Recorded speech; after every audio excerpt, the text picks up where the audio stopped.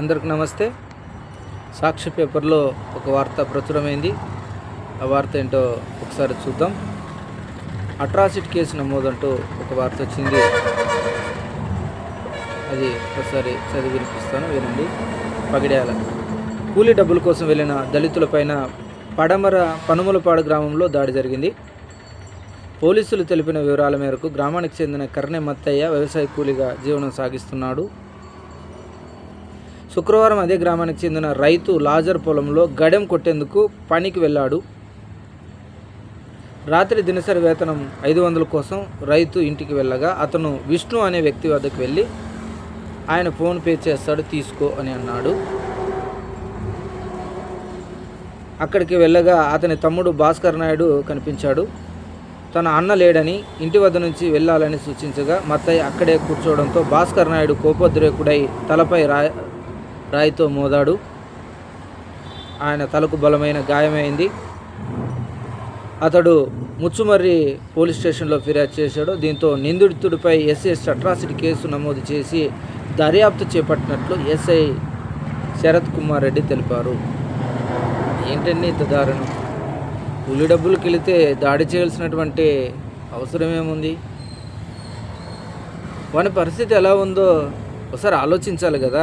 మన ఇంట్లో తినేకుందో లేదో, ఏం పరిస్థితిలో ఉన్నాడో తెలియదు. వాడు చేసిన డబ్బులు అడిగాడు కదా, వేరే డబ్బులు అయితే ఏం అడగలేదు కదా. అంత దాడి చేయాల్సినటువంటి అవసరం ఏముందన్న ఒకసారి ఆలోచించండి పెద్ద మనసుతో మీరు కూడా. ఎలాగో దళితుల మీద నిత్యం ఏదో ఒక చోట దాడులు జరుగుతూ ఉన్నాయి. కారణం ఏదో ఒకటి ఉంది.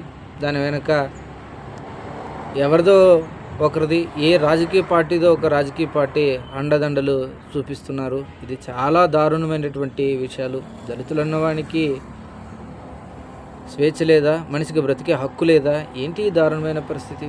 అందుకే దళితులందరికీ సూచించే విషయం ఏంటంటే, అన్న మీరంతా కూడా ఈ పనికి మాలిన బ్రతుకులు బ్రతకడం కంటే మీ పిల్లలకు 20 సంవత్సరాలు దాటిన వెంటనే డబ్బు సంపాదించడమే పరమావధిగా నేర్పించండి. డబ్బు సంపాదించడమే నేర్పించండి. ఎందుకంటే ఆ డబ్బే అన్నిటికీ ప్రధాన కారణం. ఆ డబ్బు లేకుంటే ఇవన్నీ సమస్యలు వస్తాయి. ఆ డబ్బే ఉంటే సమస్యలే రావు. డబ్బు ఉంటే వాడు కూడా నేను కూర్చోంటానంటాడు. రకరకాలుగా మర్యాదగా మాట్లాడతారు. డబ్బు లేనప్పుడే ఇవన్నీ వస్తాయి. కాబట్టి మీ పిల్లలకు చదువు, డబ్బు ఇవి రెండు మాత్రమే ప్రధానమైన కారణాలు. కాబట్టి తప్పకుండా మీ పిల్లలకు చదువును, డబ్బును అందించండి. ముఖ్యంగా చదివిన వాళ్ళు కూడా డబ్బు సంపాదిస్తారన్న గ్యారెంటీ లేదు ఈ రోజుల్లో పిల్లలు. కానీ అది ఎటున్నా కానీ కంపల్సరిగా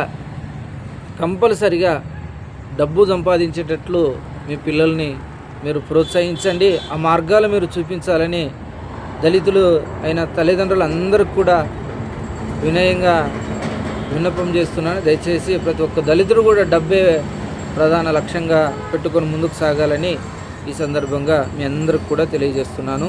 అలాగే దళితులపై దాడికి పాల్పడిన వారిపై కఠినమైన చర్యలు తీసుకోవాలి. ఆ గ్రామంలో మరొకసారి ఇలాంటి ఘటనలు పునరావృతం కాకుండా కఠినంగా శిక్షించి దళితులకు రక్షణ కల్పించాలని డిమాండ్ చేస్తున్నాను. అందరికి నమస్తే.